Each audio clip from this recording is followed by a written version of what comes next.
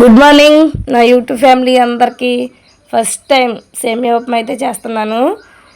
ఇంకా తాలింపు గింజలు, కరివేపాకు, పచ్చిమిర్చి, ఉల్లిపాయలు, కొంచెం సన్నగా తరిగిన అల్లం ముక్కలు, శనగగింజలు ఇవన్నీ ఒక్కొక్కటిగా వేసుకొని బ్రౌన్ కలర్ వచ్చేంత వరకు ఫ్రై అయితే చేసుకుందాం.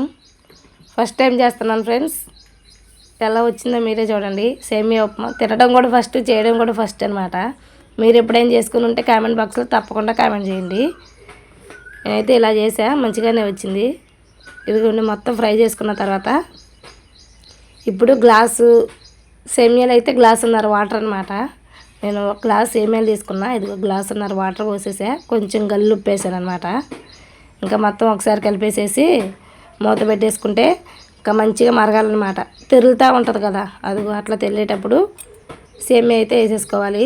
మంచి కలర్ వచ్చేసింది చూడండి అసలు. అదిగో సేమియా వేసేసుకొని ఇంకా మొత్తం ఒకసారి ఈవెన్గా కలిపేసుకొని మూత అయితే పెట్టేశాను. పెట్టిన తర్వాత ఫస్ట్లో కదా కొంచెం హైలోనే ఉంది గ్యాసు.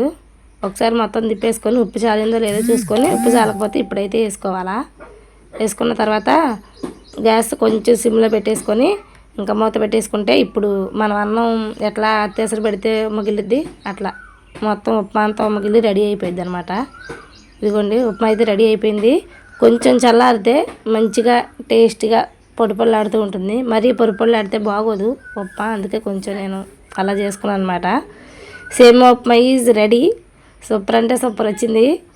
ఓకేనా ఫ్రెండ్స్, మరి మీరే ఉప్మా చేసుకున్నారో కామెంట్ చేయండి. అందరూ బాగున్నారు కదా. వీడియో నచ్చితే like and subscribe friends. Bye bye అందరికీ.